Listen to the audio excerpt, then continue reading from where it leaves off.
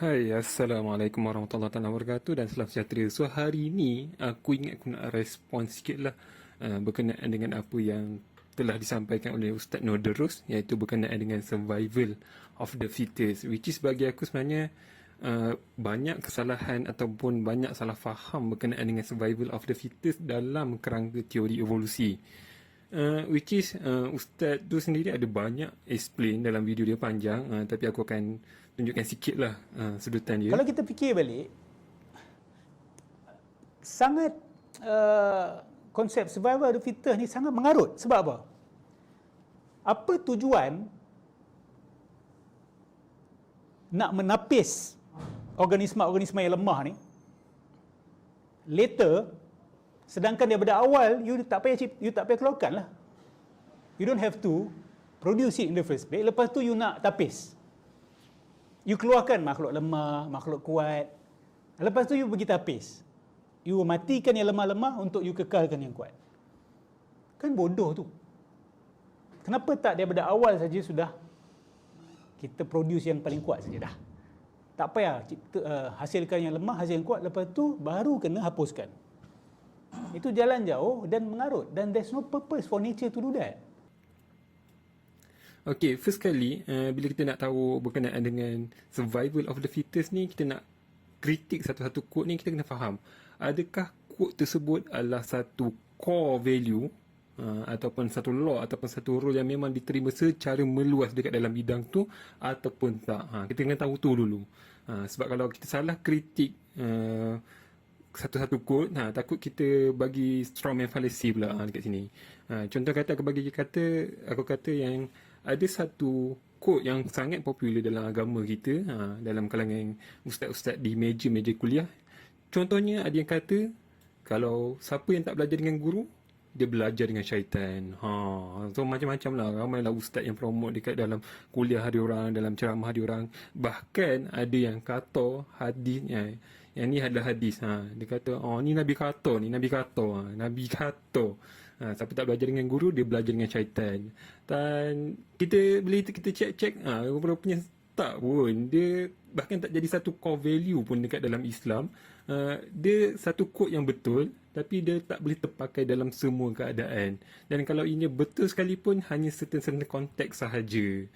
Jadi, dan ia bukan hadis sekalipun. Kalau hadis mah hadis palsu lah.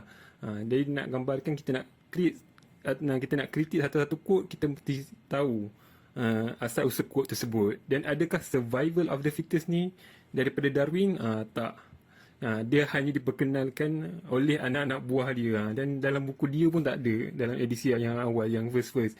Dia hanya dimasukkan oleh anak buah dia pada zaman kemudian.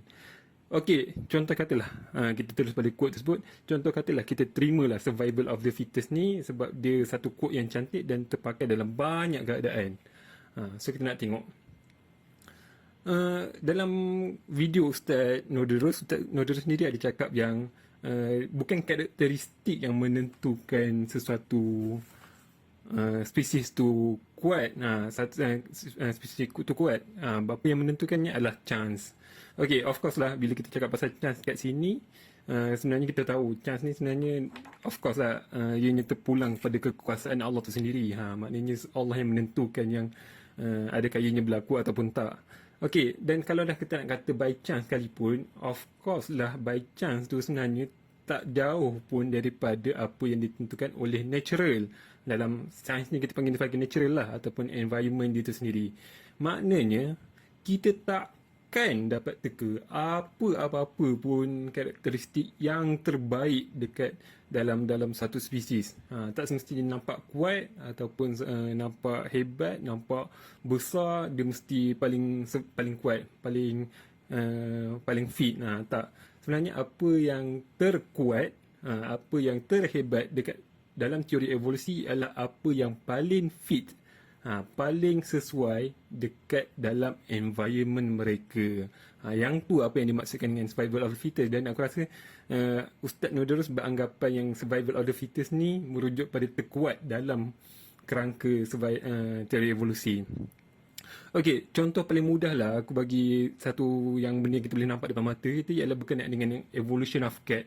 Which is bila kita bandingkan cat, kucing yang ada dekat depan mata kita, dekat tepi-tepi kita, dekat depan rumah kita tu, nak bandingkan dengan ancestor diorang, dengan kucing yang ada dekat wild, dia punya karakteristik tu sangat-sangatlah berbeza.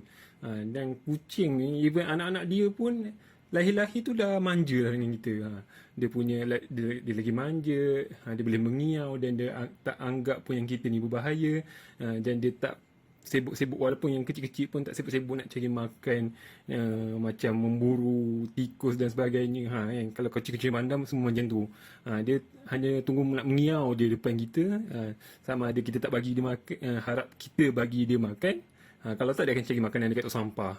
Maksudnya evolution of cat tu dah mula berbeza dengan ancestor dia. Ataupun kalau kita nak bandingkan dengan kucing-kucing yang ada dekat wild, dekat liar, karakteristik diorang tu sangat-sangat berbeza. Jadi bila kita bandingkan kedua-dua ni, kita boleh nampak macam mana evolusi menjadikan kucing yang ada dekat depan kita ni, walaupun dia tak dibela sekalipun, dia akan manja, dia akan rapat dengan human, dengan kita lah. Okey, contoh yang kedua lah, berkenaan dengan Darwin Finches. Yang ni memang orang kata emblem lah dekat dalam teori evolusi. Apa tu Darwin Finches ataupun Galapagos Finches, iaitu sejenis burung yang ada dekat Kepulauan Galapagos, which is kita dapati diorang ni ada beberapa subspesies, dan kebanyakan subspesies ni tak jauh beza pun. Daripada segi rupa, dari segi bentuk, daripada segi warna, semua ni sama. Tapi apa yang menariknya, Darwin perasan ada perbezaan dekat dia punya paruh. Bahkan dekat dia punya paruh ni, dan dia dapati paruh dia ni akan digunakan untuk makan benda-benda yang berbeza. Maknanya untuk environment yang berbeza. Maknanya spesifik. Sebab kalau dia dapati benda yang contoh kata tengok apa yang dia makan. Tengok apa dia, kalau dia makan buah ke, dia akan makan biji ke, ataupun dia makan serangga ke, dia pun paruh tu akan ikut apa benda yang dia makan. Contoh kata yang kalau panjang dan dia punya big to pointed, dia akan dia akan makan lebih banyak. Dia punya environment mostly dia akan banyak makan biji-bijian ataupun cactus fruit. Okey. Tapi kalau yang kecil, yang pendek ataupun yang pendek tapi kuat, mostly dia akan makan biji-biji yang keras yang dia akan jumpa dekat atas tanah. Bahkan bila kita follow up dengan the studies, kita nampak yang kalau ada yang kecil dan pendek, yang tirus, yang tajam, dia akan guna untuk makan insect.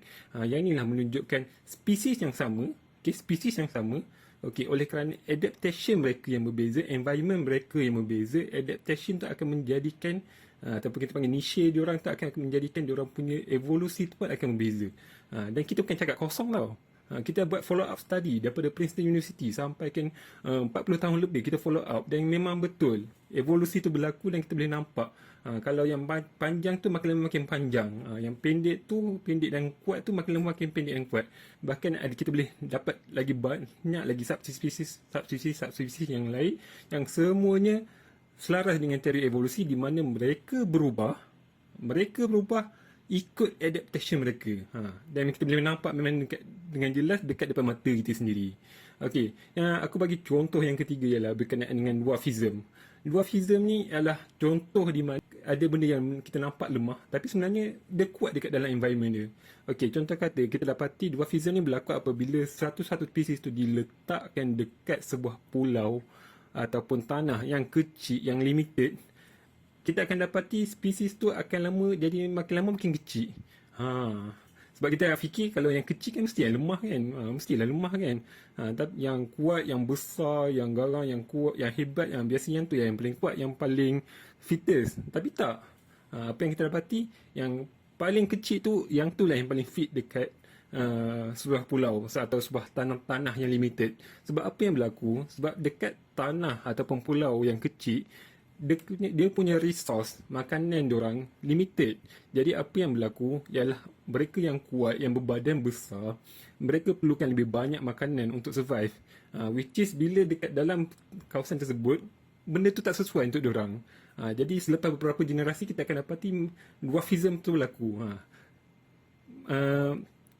kehidupan ataupun organisma tu dia makin lama makin kecil, makin lama makin kecil. Sebab apa?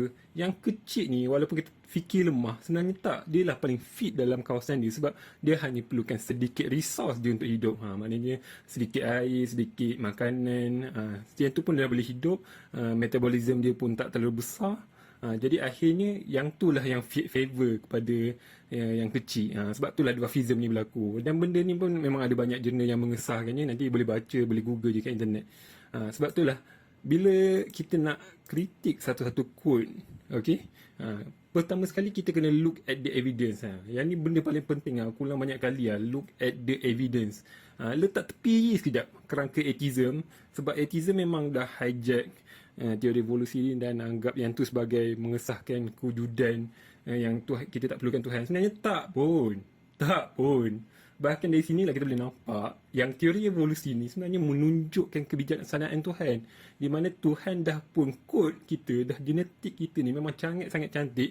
Even berlaku benda-benda yang tak favor dekat dalam environment kita, kita boleh adapt. Itulah sebenarnya kebijaksanaan Tuhan. Dan sebab itulah kita kena letak tepi sekejap kerangka atheism. Nak tengok teori evolusi ni. Look at the evidence. Tengok bukti je dulu. Relax sekejap pasal atheist punya claim apa semua tu. Dan jangan banyak sangat guna falsafah. Sampaikan kita setiap evidence yang berlaku tu kita jelaskan dengan nada bias. Jadi menyebabkan akhirnya kita tak boleh pun menilai sama ada teori evolusi tu betul ataupun tak. Jadi sekadar itu saja. Assalamualaikum warahmatullahi taala wabarakatuh.